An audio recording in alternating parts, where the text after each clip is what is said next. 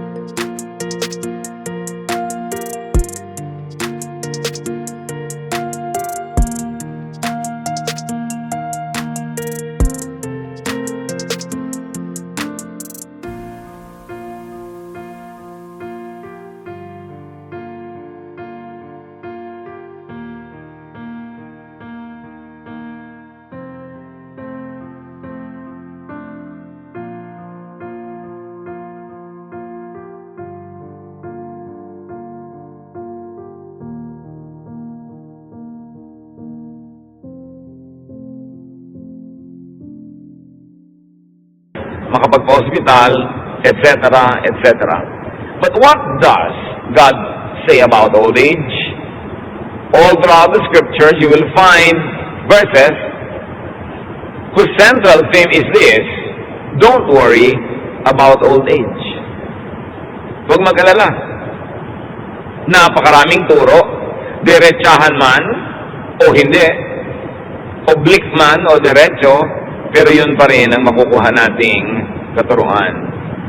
In other words, don't be compelled to get married, to have children, to save too much just for old age use. In other words, get married if you're in love and you want to get married. Have children because you want to raise children, not only because you want to have children around you when you grow old. Don't always save too much just for old age to the point that you forget enjoying your life now. Now, why not be compelled to do all this?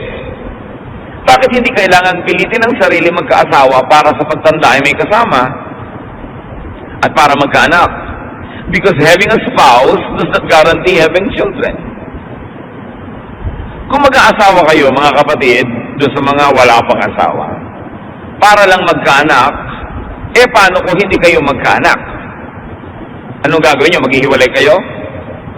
Tatalikuran nyo inyong asawa para magkaanak kayo sa iba? Hindi nag-aasawa ang tao para magkaanak. Nag-aasawa ka dahil meron kang iniibig at gusto mo siyang makasama bilang partner sa buhay. Bonus na lang kung nagkaroon kayo ng anak. And usually, nagkakaroon, pero meron mga unusual cases na hindi nagkakaroon. So kung ang inyong dahilan para lang mag-asawa ay magkaanak, paano nga hindi kayo magkaanak? Hindi naman lahat ng nagkaasawa nagkakaanak eh. There are no guarantees na kung mag-asawa ka ay magkakaanak ka na nga. 2 Samuel 6:23, Michal, daughter of Saul, had no children to the day of her death. At hindi lang si Michal, maraming ganon, babae man o lalaki, na talagang hindi bukol na magkaroon ng anak.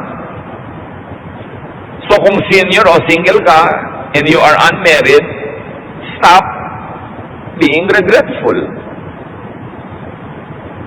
Dahil marami din namang nagkakaasawa, hindi rin nagkakaanak. Why not be compelled to get married? Para lang may kasama sa buhay? Because having a spouse does not guarantee having a companion all your life. Ba't ka mag-aasawa? Para meron akong kasama lagi. O hindi na totoo yan Hindi na garantiya na kung nag-asawa ka ay may kasama ka nga sa pagtanda. One, kasi merong maagang nababalo. Meron nga after honeymoon, nabalo na. Luke 2:36-37. There was also a prophet, Anna, the daughter of Phanuel, of the tribe of Asher. She was very old. She had lived with her husband 7 years after her marriage, and then was a widow until she was 84. Imagine, kung nag-asawa ka para may kasama ka pagtanda, 7 taon lang nagsama, naging balo na. O kaya, hindi ka man naging balo, pero pinagtaksalian ka naman, iniwan ka ng asawa mo, wala ka pa rin kasama. O may asawa ka nga sa turing, pero sa aktual na buhay niya naman, para kang nag-iisa rin. Parang wala kang partner. So stop fretting about being single. Because having a spouse is not always the great blessing that people think it could be.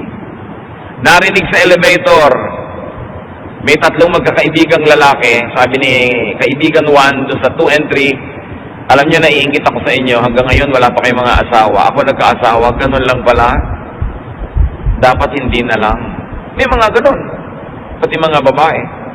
Pero meron naman siyempre mga masasaya, happily married, kanya-kanya ng palad. Ngayon, kung mag-aasawa kayo, para lang kayo magkaanak, para sa pagtanda nyo may kasama kayo, hindi na rin ganyan. Having children does not guarantee having companions at old age.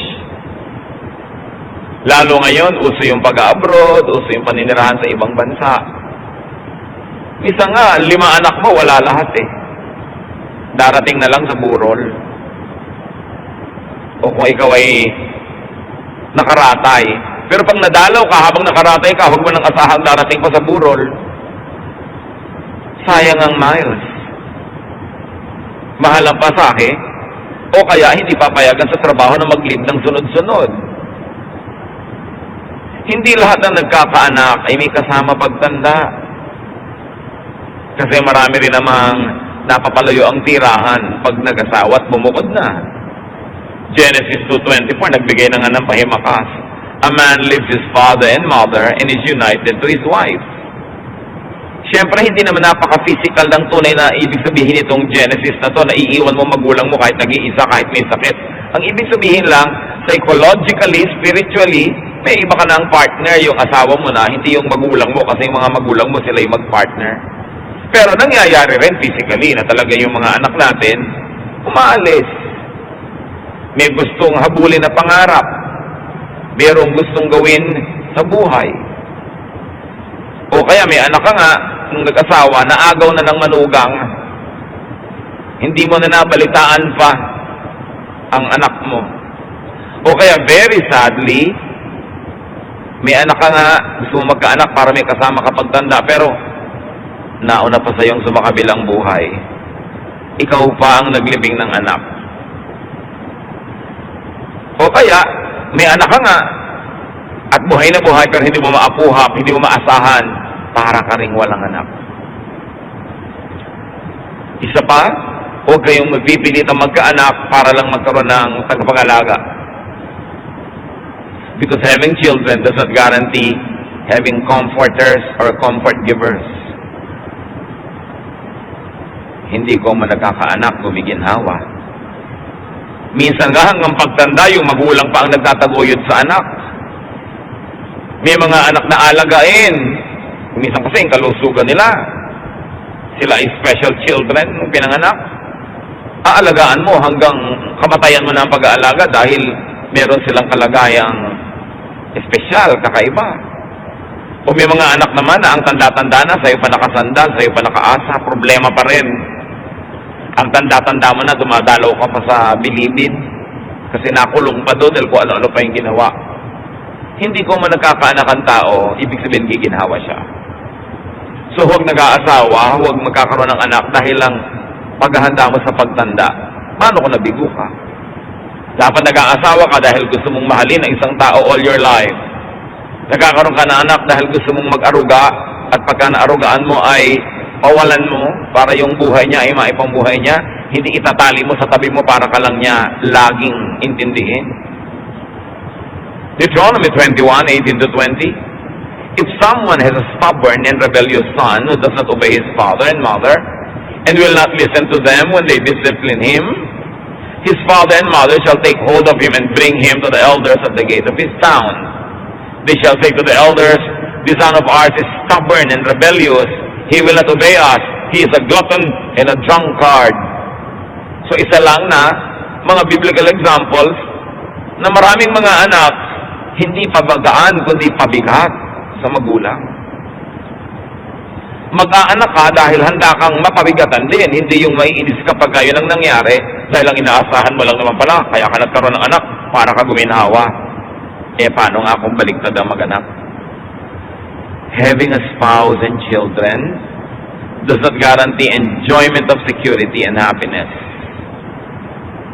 Kaya lagi kong itinidiin sa mga gusto mag-asawa. Bakit mo gusto mag-asawa? Para po ako mabuo. Aba, paano kung bawasan ka pa lalo niya nga papangasawa mo? At hindi ka nabuo, nabawasan pa.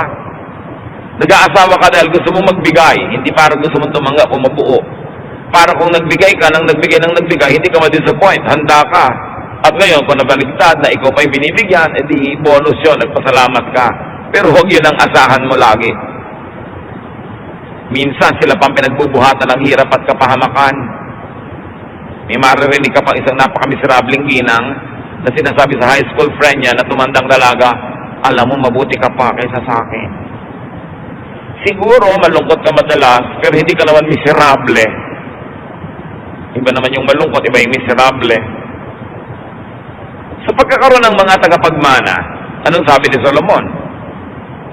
Ecclesiastes 2:18-19, "I hated all the things I had toiled for under the sun, because I must leave them to the one who comes after me.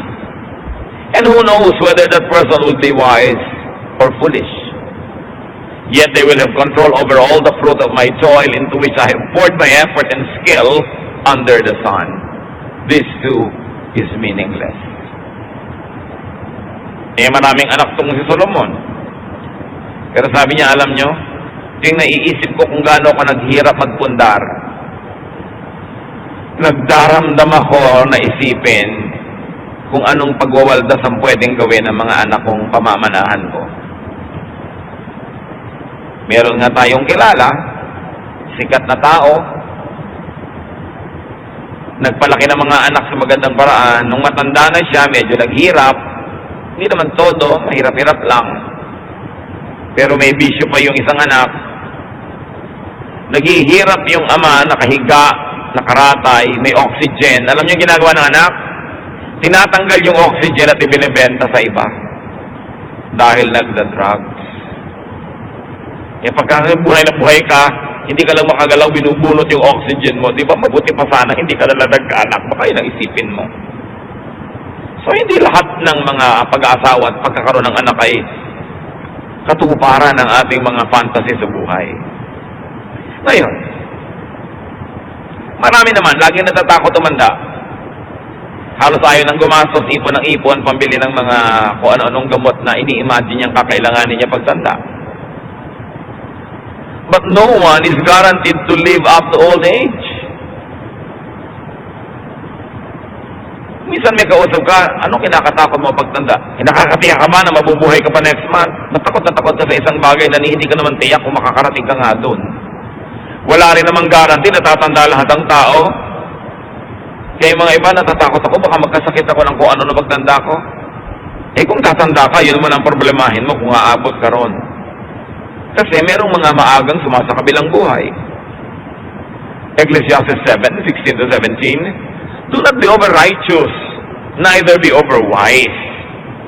Why destroy yourself? Do not be overwicked, and do not be a fool. Why die before your time? So it is possible that our lifestyle can kill us before our appointed time. At sino daw yun? Yung sobrang righteous, at sobrang matalino, at yung sobrang masama. Ibig sabihin lang ni Solomon, basta sobra. Kahit sobrang relihiyon, kahit sobrang kasamaan, kabutihan, hindi yan makakabuti sa'yo. Huwag kang extremist. So being afraid of old age could be a waste of energy because you are not even sure that you'd get there. Malay mo ba kung aabot ka pa dun? Hindi naman tayo sure.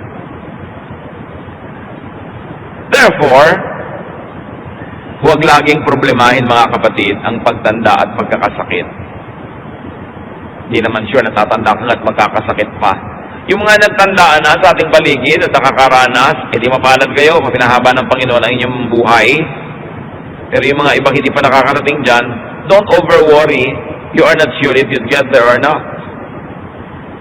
Malay mo naman, mag-to-die is gain ka agad. Although, huwag naman sana. At mag-to-live is Christ ka pa na mahaba. But no one is sure. Pero sa kaiisip mo tungkol dyan, daig mo pa ang tumanda na nga at nagkasakit in advance. Yung hindi pa tumatanda na walang iniisip kundi yung pagtanda niya, tumanda ka na sa kalooban mo at sa puso.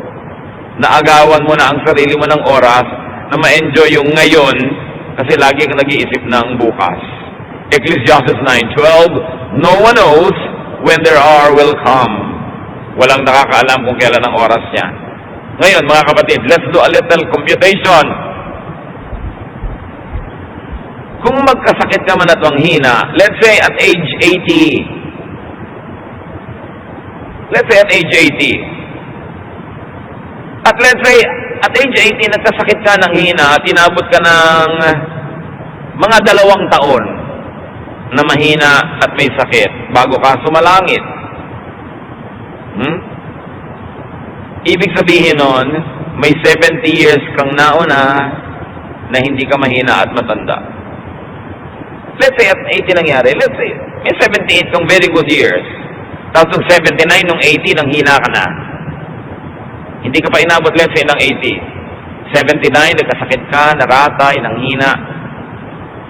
And in 2 years, pagdilat may nakita mo na ang Panginoon. Ibig sabihin na binawi ka na mula dito. Ano na ba naman yung 2 years of illness? Hindi ko yan minamaliit, mga kapatid. Pero isipin nyo yung arithmetic. Ano na ba yung 2 years of aloneness kung nag-iisa ka liman ako sa buhay? Bihira namang tao ang nararatay ng more than 2 years. Matagal na yung 2, minsan nga 6 months pa. Diba? So, kung last 2 years of your life, nang hina ka, naratay ka, 0.025% lang yon ng 80-year life mo, mga kapatid. Kalahati lang ng 5%. Ang iksi. Ngayon, kung sobrang lubha ng sakit, di ba? Lalo namang iiksi yung paghihirap. Kaya kahit nga malubha kung talagang mang doon pupunta, nagiging blessing pa rin kung titingnan mo positively kasi hindi na nagtagal ang paghihirap. Ngayon, kung hindi naman malubha yung sakit, edi, ang laki ng chance na gumaling ka, blessing pa rin. Kaya malubha ka kay hindi. Basta ang tinignan mo ang Panginoon, ang tinignan mo yung blessing doon, gagaan ang yung pakiramdam. So, kung sa last 2 years of your life, and let's say at 80, you already meet the Lord. At 79, you get sick. 79, and then at age 80, yung 1 to 78 mo naman, hindi ka ganong katanda, hindi ka ganong kahina. Konti pa ba yun para enjoyin ang buhay? Pero kayong first 78 years, inubos mo ng inubos ka sa kaiisip ng last 2 years, at pag pinagdugtong-dugtong mo yung mga oras ng pag-aalala mo tungkol sa last 2 years, baka yung pagdurusa mo magiging mga 7 years na. Imbes 2. Kasi habang hindi pa nangyayari, iniisip mo, parang nangyari na rin yun. Diba? Pag ini-imagine mo ang isang problema, naapektuhan ka na rin. So, kailangan hindi mo laging isipin. Mas marami ka pang oras sa pag-aabang at pamamroblema in advance. kesa sa actual na oras ng pag-iisa o pagkakasakit. Parang yung mga natatakot lumipad sa eroplano. Pupunta ka halimbawa ang Davao, lilipad ka lang ng 1 hour. Pero next month pa yung biyahe mo, but you're afraid of flying. Ting naaalala mo, natatakot ka. 1 hour yung flight. Pero pag idinugtong mo lahat ng oras ng pag-aalala mo, naging 4 hours na yun. So dapat yun ang sinasabi ni Lord, don't worry about tomorrow. Cross the bridge when you get there. Isipin na lang kung natatakot ka sa sakit, kung mas malala, mas mabilis ang departure. Total, hindi na rin lang naman gagaling, di ba? Mabuti na rin mabilis-bilis. Para sa iyo at para sa lahat ng concerned. Ngayon, kung hindi naman malala at hindi mabilis, di lalong mainam, gagaling ka pa. Kahit saan ka sumuling, pag si Lord ang tititigan mo at ang kanyang mga pangako, ang kanyang presensya, ang iyong pangahawakan, gagaan. Kundi man lubos na matanggal yung bigat. So, anong mahalaga, mga kapatid? Sa buhay na ito, enjoyin ang mas mahabang panahon na tayo ay malakas at hindi nakaratay. Sandali lang naman yung ratay na yun eh. Huwag i-fast forward. Huwag laging abang-abangan at tingnan-tingnan. Kahit nga panahon ng kahinaan at kahirapan, hanggang pwede ay hanapan pa rin ang kasiyahan. Halimbawa, dumating yung oras na ikay malungkot, ikaw ay may sakit, ikaw ay mahina, ikay nakaratay, mag-imbento ka pa rin ng kasiyahan, kapatid. May maiimbento ka pa rin. Ang mahalaga, tanggapin mo ng maluwag sa dibdib ang anumang bagay na di mo naman kayang ibahin. Kung ikay asong nakatali, may 2 asong nakatali, hindi naman nila malalagot yung tali. Sino ang nasasaktan? Di ba yung laging pinipilit kumawala at umalpas? Kung may kadena ka na hindi mo naman kayang lagutin, well, una, lagutin mo kung kaya mo. Pero kung hindi, tanggapin mong nakakadena ka. Kasi tuwing hihilahin mo yung kamay mo, masusugatan ka lang at magdudugo. Lalo ka lang mahihirapan, di ka rin naman nakakawala. So, kung meron ka incurable disease, halimbawa, humingi ka ng lakas sa Panginoon na matanggap mo yun sa kalooban mo para hindi ka nakikipaglaban sa katotohanan na hindi mo naman mapapalitan. Humanap ka ng mga ginhawa at kung maaari pa'y kasiyahan sa kabila ng iyong kalagayan. Kasi sa kalagayan na yun, kung hindi ka hahanap ng ginhawa at kasiyahan, sigurado magmumukmuk ka, madedepress ka, malulungkot ka, mas madadali ka lang. Ecclesiastes 11:8, however many years a man may live, let them enjoy them all. Ilan man daw taon ang ibigay sa iyo ng Diyos? 5, 10, 80, 90, enjoy them all. At alam nyo na hindi yung automatic ang pag-enjoy. Iginigiit mo yan. Iniimbento, pinipilit, ipinaglalaban. So anong enjoyment ng isang taong hindi makabangon at nakaratay? Imbento ka. Ang dami mo ngayong oras manalangin. Baka lahat ng hindi mo na ipanalangin nung busy ka, ngayon maipanalangin mo na. Kung ikaw naman ay nakakarinig, pwede ka makarinig pa ng mga musika, makinig ka ng mga e-books. Kung nakakakita ka nakakarinig, pwede ka magmanood ng kung ano-anong bagay na ma-enjoy mo sa buhay. Meron ka ring ministry kahit na-paralyze ka pa because ang mind mo naman hindi paralyzed. You can think, you can pray. Some people can write, some people can paint. May kilala pa nga tayong babaeng ipinanganak na ang mga kamay niya, hindi niya magamit talaga dahil may defekto. Aba, nagpe-painting pa siya ngayon. Paa ang ginagamit. At daig pa yung may mga kamay magpinta. Umimbento ng saya. Gumawa ng paraan. Nasa sa atin yan. Kung anong gagawin natin doon sa mga di naman natin kayang palitan o iwasan na naka-assign sa ating buhay. So So saan man tayo naroong kalagayan, live well. Para kung dumating ang kahinaan, dumating ang pagtanda na hindi ka naging malakas, wala kang panghihinayang. Dahil nakapamuhay ka naman ng tama, ng maayos, at ng masaya.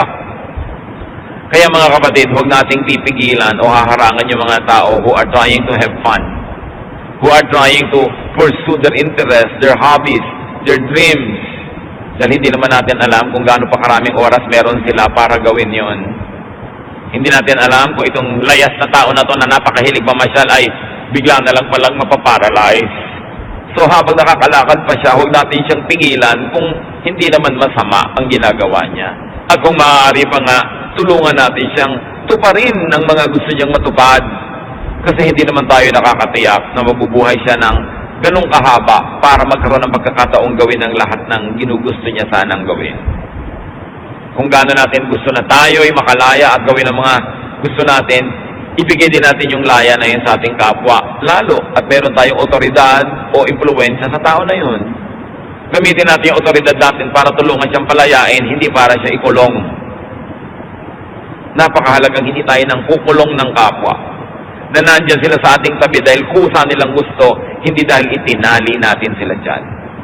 They have only one life to live this side of eternity, and all of us must have the greatest chances at living our dreams. So maximize happiness and enjoyment. Gusto niyo maging handa sa anumang mga panahon na maaaring hindi na tayo pwede magsaya o hindi natin kaya magsaya? Ang paghahanda dyan, habang kaya nyo, magsaya na kayo. Parang bangko kasi ang ating puso. Magdeposito kayo ng maraming kaligayahan. Magdeposito kayo ng maraming kasiyahan. Para kung dumating ang panahon ng taghirap sa kaligayahan at saya, meron kayong pag-withdrawhan. Meron kayong mga alaala, mga gunita na magpapalakas ang inyong loob, magpapasaya. At pwede nyo pang sabihin, di bali nang hindi na ako sumaya the rest of my life kasi na-advance ko na naman lahat. At sapat na yon. Para ngayon ay unti-unti kong papakin yung mga nai-deposit ko na kaligayahan sa buhay. Kaya pag may mga tao nagde-deposit din sa kanilang sariling puso ng kaligayahan, huwag hadlangan kung hindi naman masama ang ginagawa nila. Maximize enjoyment, minimize pain. Huwag tayong umimbento ng lungkot. Huwag tayong magpahaba ng lungkot at drama. Huwag tayong maghinanakit, magalit. Huwag nating lagyan yung puso natin ng napakarami mga pait, hapdi at sakit. Kasi kahit hindi nyo sadyaing gawin yon, meron at merong darating sa buhay nyo na ganon. So kung meron at meron na darating na mga sakit at hirap, kahit ayaw mo, bakit naman tutulungan mo pa yun at dadagdagan mo pati ikaw pa mismo ang maglalagay sa buhay mo ng mga pahirap? Yung mga nagtatanim ng sama ng loob, pwede niya naman patawarin na yan para matigil na eh. Maiba na yung daradaraman nyo, naiisip ninyo. Yung mga magulang na nagtatakwil ng anak, pagka naman naghihingalo kayo, papatawag nyo rin yan eh. Magpapatawaran din kayo, di agahan nyo na para makapag-enjoy pa kayo magkasama. Yung mga gustong mag-enjoy, hayaan nyo na ngayon. Hindi kung kailan na sila na-paralyze, kung kailan na lugmok at saka nyo pa panghihinayangan ng mga nawala mga chances. You don't know what the future holds. So whenever you have the opportunity to make yourself happy, to make other people happy, do so. Because life has many dark days ahead, whether you like it or not. So why invent darkness when actually today is bright? Bakit merong party, magagalit ka doon sa isang tao sa walang kakwenta-kwentang bagay, nasira na yung mood mo buong party? Merong family reunion, pinaghandaan nyo lahat. Gumastos kayo, tapos magagalit ka sa isang pinsan mo o kapatid, nanimangot ka na maghapon. Bakit mo dadagdagan ang mga pabigat sa buhay mo, samantalang marami namang kusang darating sa'yo kahit ayaw mo? You've got to minimize pain in your life and to minimize pain in your loved one's life. Pag hindi mo minamahal halimbawa yung biyanan mo, alam mo ba na sinasaktan mo yung sarili mong asawa na anak ng biyanan mo? Bakit mo naman patuloy na sasaktan ng isang taong mahal mo at nagmamahal sa'yo? So sabi mo, kasi mahirap mahalin ang biyanan ko. Mas mahirap namang mabuot. Mahirap magbuot mahirap magalit, mahirap magmahal. Pareho lang mahirap, di magmahal ka na lang. Pareho lang naman nakakapagod. Nakakapagod tigasan yung leeg at huwag kang tumingin sa isang tao para mo siyang batiin.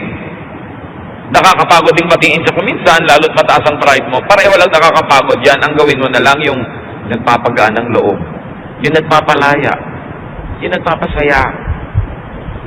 Kasi hindi mo alam kung kailan ang sunod-sunod at walang katapusang dating ng mga dagok ng buhay.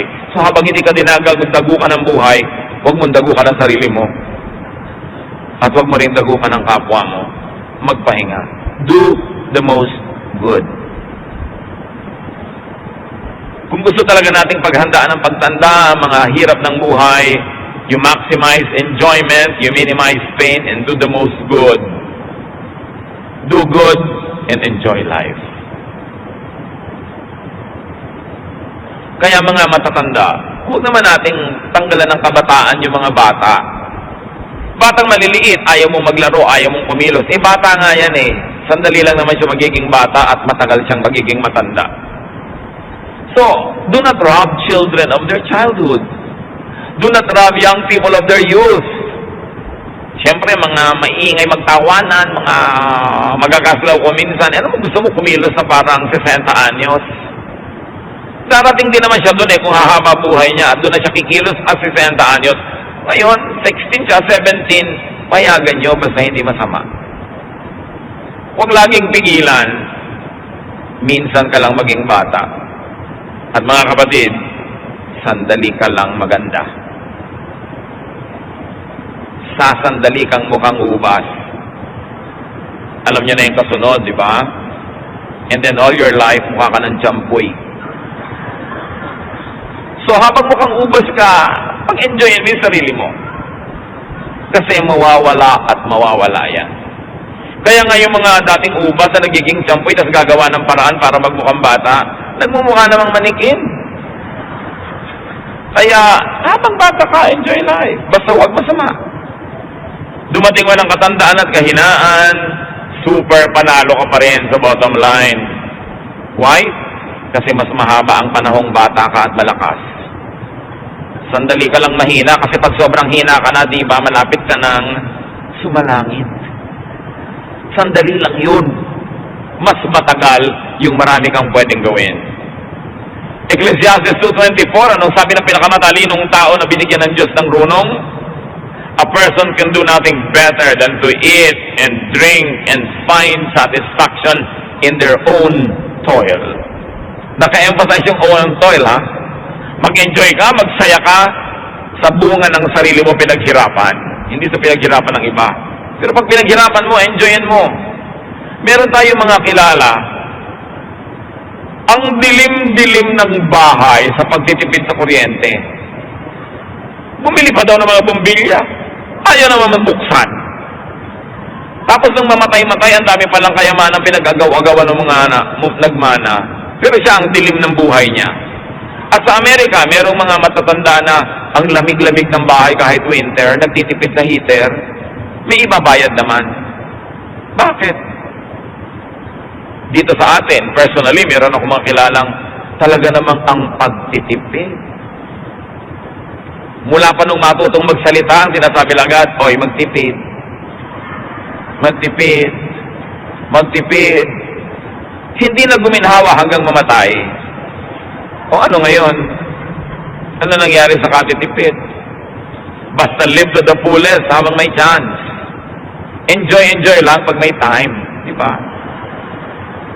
Ecclesiastes 9:7, go, eat your food with gladness, and drink your wine with a joyful heart. For God has already approved what you do. Pag pinaunlad ka na ng Panginoon, bihayaan niyang magkaroon ka ng mga kabuhayan, ibig sabihin, gusto ka rin niya mag-enjoy. Huwag puro pag-iimpok. Siyempre mag-iimpok ka proportionately. Paghahanda mo rin yon. Pero huwag sobra. Malay mo naman, hindi ka na tumanda para magastos yung inimpok mo. Pag nanghina ka sa old age, di humiga. Problema ba yon? May likod ka naman. Pag sinundo ka na ng mga anghel, Eh di sumama. Ibang enjoyment naman yon. Huwag mong kalabanin yung kamatayan kasi lahat naman namatay. Si Jesus nga namatay, ikaw pa ba? Ang mga pharaoh sa Egypt namatay. Ang mga emperor sa Roma namatay. Wala namang nabuhay forever. Merong eternal life sa kabila. Pero para ka makarating doon, tatawid ka. Huwag ka laging matakot mamatay. Ang atupagin mo, mag-enjoy ka sa buhay, pag-enjoyin mo yung iba, do the maximum good to others, serve God, at pagka tinawag ka na ng Diyos, sabihin mo, present. Philippians 1:21, to live is Christ, and to die is gain. Akala ng iba, yung to live is Christ na yan, ibig sabihin puro relihiyon, puro pagtitiis, puro paghihirap. Balikan ninyo kung ano naging buhay ni Jesus nung siya'y nasa lupa. Well, gumagawa talaga siya ng mabuti. Nagpapakain siya sa mga gutom, nagpapagaling sa mga sakit, nagtuturo ng tama, pero lagi din siya nasa party. Ang tawag nga sa kanya ng mga kritik niya, drunkard and a glutton, a friend of sinners. Kasi marunong siya mag-enjoy. Ang first miracle nga niya, to make wine, di ba? So ano ibig sabihin ng to live is Christ? Minimize pain, maximize enjoyment, do the maximum good. Yun ang to live is Christ. Hindi lang puro pagtitiis, pagtutuligsa sa kapwa, paghahampas sa sarili. Hindi yun. At pag ginawa mo yung to live is Christ, magkakaroon ka ng to die is gain. Pero pag hindi ka nag to live is Christ, hindi gain yung to die, ha? But you live as Jesus did. Nagmahal ng kapwa, pero pinakain din ang sarili. May mga alagad siya, naglilingkod sa mga tao, pero pag napapagod na yung mga alagad, sabi niya, iwan na muna natin yung mga tao, magpahinga tayo sa isang tahimik na lugar at kumain tayo doon. Marunong ding maglagay ng ginhawa sa sarili. Yun ang tinuro sa atin ni Jesus. So huwag makipaglaban sa kalikasan at sa kapalaran. Do not contend with life's realities like getting old and dying. It is part of real life. Adjust. Paghandaan, pero konti lang. Kasi maiksing panahon lang yung katandaan. Matthew 6:34, sabi ng Panginoong Jesus, therefore, do not worry about tomorrow. For tomorrow will worry about itself. Each day has enough trouble of its own. Huwag ka mag-alala tungkol sa bukas. Yung bukas, ama mong problema sa sarili niya, pagdating niya. Marami ka nang dapat na asikasuhin ngayon. Yan na lang atupagin mo. Yung bukas, ipa sa Diyos. Invest in your health. Invest in goodwill. In people. And, whenever possible, in your physical, financial insurance. Mas mabuti may insurance ka. Meron nga akong kilala, kaya naman magbayad ng insurance premium, ayaw, dahil pag namatay daw siya, baka manahin ng asawa niya at mag-asawa ng iba. Ano klaseng pangangatwiran yun? E paano yung buhay niyo hanggang ngayon, yung buhay niya? Ang inaalala yung pag namatay na, pero yung buhay ngayon, hindi iniisip. Entrust your future to God. At manalangin, tulad ng sa Psalm 71:9, do not cast me away when I am old. Do not forsake me when my strength is gone. Pero siyempre, may dapat kang gawin para yung panalangin mo na yon matupad yung sagot. At sabi ng Panginoon sa Isaiah 46:4, even to your old age and gray hairs, I am He. I am He who will sustain you. I have made you and I will carry you. I will sustain you and I will rescue you. Sinong kausap dito ng Diyos originally? Ang kanyang mga hirang. Pero hirang din naman tayo ng Panginoon. Because in Jesus, we are all children of God. So ang ganito mga pangako ay maaari nating angkinin. Ngayon, mabalik tayo sa usapan ng pag-aasawa. Of course, get married and have children. But if and only if you are up to it. Alam niyo sa mga mathematics, yung mga if na yan, mahalaga lalo kung double F, if and only if you are up to it. Mag-asawa ka only if you're cut out for it, if you're suited to it, if you are destined for it. kung bagay sa'yo. Hindi lahat ng tao bagay mag-asawa. 1 Corinthians 7:36, if anyone feels he ought to marry, he should do as he wants. But actually, Paul continues to say, but you know, I really prefer that he didn't. Sabi niya, pero kung talagang yun ang gusto mo, gawin mo. May mga naman hindi designed for marriage. Tulad ng binabanggit ng Panginoon ng mga eunuch for life sa Matthew 19:12. Jesus speaks, for there are eunuchs who were born that way, and there are eunuchs who have been made eunuchs by others. And there are those who choose to live like eunuchs for the sake of the kingdom of heaven. Ano ba yung mga eunuch nung araw? Mga lalaking bata pa lang ay kinakapon, their testicles are removed, so they don't develop sexually because they are not destined to get married. Usually, male servants of queens, of princesses, of female royalty are eunuchs.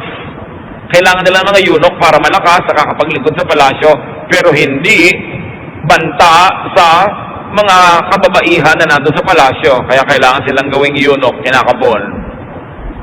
But then, the meaning of eunuch is not only physically that which is sexually undeveloped and cannot copulate with women, because it extends the meaning that there are people who are not made that way. Kaya sabi ni Lord, for there are eunuchs who were born that way. Ipinanganak na silang ganyan na talaga sila, hindi sila nakadestino na mag-asawa. May mga eunuch naman na sabi na naging eunuch lang dahil sa mga nangyari sa kanilang buhay o sa kanilang kaganapan o sa kanilang kapaligiran. At meron naman pinipili nila dahil gusto nilang mag-concentrate sa paglilingkod sa kingdom of heaven. So there are many ways to be a eunuch, pero may mga tinatawag na born that way. From the words of Jesus, they were born that way. Choice naman nila yung iba. So huwag pressure rin ang lahat ng kapwa. Kung meron kayong dalaga sa bahay ninyo na 32 years old, 29, 33, huwag din nakasalubong nyo sa hagdan, siya lang ka mag-aasawa. Kaya tuloy pag nasa salubong ka, tumatalo na lang sa bintana. Yun na lang may kasalan, itatanong mo doon sa mga bridesmaid, ikaw, kailan? It's a very unkind question. Dahil either ayaw niya talaga, o gusto niya, pero hindi pa mangyari. So wag pilitin, wag ipilit, wag ipagpilitan. Ecclesiastes 6:3, a man may have 100 children and live many years, yet no matter how long he lives, if he cannot enjoy his prosperity, I say that a stillborn child is better off than he. So niya hindi naman kung maraming anak at maraming pera, nasaya na eh. So, kanya-kanya. Isang magandang paghahanda sa pagtanda, mga kapatid, na doable naman, well, you can make and keep friends. It's the next best thing, or sometimes a better thing than having your own family. Especially if you cannot have your own family, surround yourself with friends. Invest in friendship. Alam niyo naman, ang tunay na friendship, ini-invest pa ng oras, ng pagod. Pero, lalo pa nga, wala ka naman sariling pamilya, it's good to invest in friendships. In fact, even if you had a family, kita niyo yung mga babae iniiwan ng asawa, kaninong ngoy sa kanyang mga female friends. I enjoy seeing mga ladies who go to lunch. Ladies who lunch. Mga middle-aged o mga matronic ladies who meet once a week to have lunch, exchange gossip, make kwento, and make fun. Kung kaya nyo naman, gawin nyo yun. Kahit naman maliit ang budget nyo, pwede naman kayo mag-lunch sa mga kung ano-ano lang. Pero maganda yung mga kaibigan na mini-maintain kahit pa may anak ka at asawa. Kung minsan, lugi din yung ikinulong mo na lang ang buhay mo sa iyong asawa at mga anak.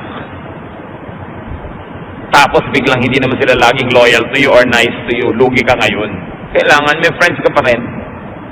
Ecclesiastes 4:9-12. Two are better than one, because they have a good return for their labor. If either of them falls down, one can help the other up. But pity anyone who falls and has no one to help them up. Also, if two lie down together, they will keep warm. But how can one keep warm alone? Though one may be overpowered, two can defend themselves. A cord of 3 strands is not quickly broken. Maganda yung pag-explain ni Solomon kung bakit mahalagang may kaibigan. Lagi daw mabuting dalawa kayo kaysa isa lang. Pag natumba yung isa, merong aalalay, may dadampot man lang. At kung meron kayong kalaban, you can watch each other's backs. Mas mahirap gapiin ang may kakampi kaysa nag-iisa lang. So mamuhay tayo mga kapatid sa paraan na magkakaroon tayo ng kaibigan at mamimaintain natin ang kaibigan dahil maganda yung ugali natin. Laging mabuting may kaibigan. Proverbs 17:17, a friend loves at all times, and a brother is born for adversity. So get loved by a friend.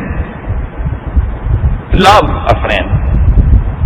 Kaya may anak ka pa, kaya may asawa ka, iba na yung may kadamay ka.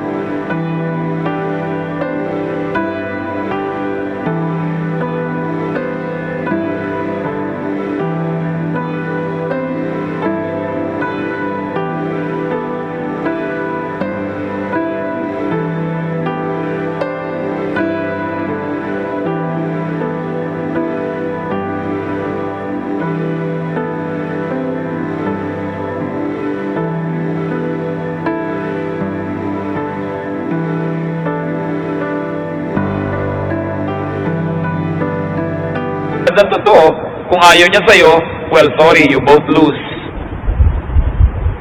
Genesis 2:18, the Lord God said, it is not good for a man to be alone. I will make a helper suitable for him. So, you don't make people alone, especially if you have a responsibility. Be a partner to your spouse. Kung nagpakasal ka, nagpakasal din sa'yo ang pinakasalan mo, kapatid, huwag mo siyang biguin. Kailangan may partner siya in your person. Do not neglect your wife or your husband. Kasi nagpakasalan kayo pareho para maging partner ng isa't isa. When you are not beside your spouse, you are probably in the wrong place. And then what will make it worse is that your spouse might have to find someone else to stand in your vacant spot, and then another wrong person will be in another wrong place. Hindi na matapos-tapos yung mga wrong na ginagawa ng tao. Kaya ayaw mo, kaya hindi, may asawa ka, pananagutan mo yan. Samahan mo siya. Be a child to your parents. Anak ka ng magulang mo, magpakaanak ka. Alam mo dapat kung kailan ka nandun. Lalo't kung ang magulang mo hindi demanding, may laya ka naman, gamitin mo yung laya mo para maging loving and supportive of your parents. Be a helper to those who are alone, or especially who are old, or sick, and weak. Sabi ni Lord, it is not good for man to be alone. Hindi lang yan in the context of marriage.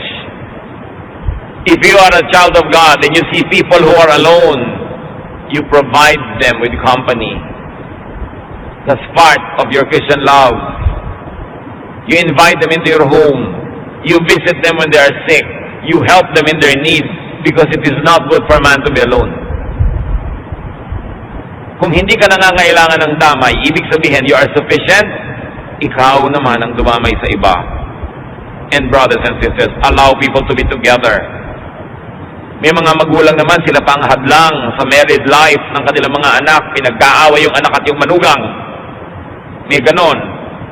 Nag-asawa na yung anak nyo, hayaan nyo silang mag-enjoy sa kanyang marriage. Huwag kayong laging maging issue. Huwag kayong laging pumagitan sa anak nyo at manugang nyo dahil ang partner nyo yung asawa nyo, hindi yung anak nyo. So pag ikinasal na sila, luwagan, ibigay dun sa asawa. Huwag ipagkait. kailangan payagan nyo silang mag-enjoy together dahil minsan din lang silang mabuhay.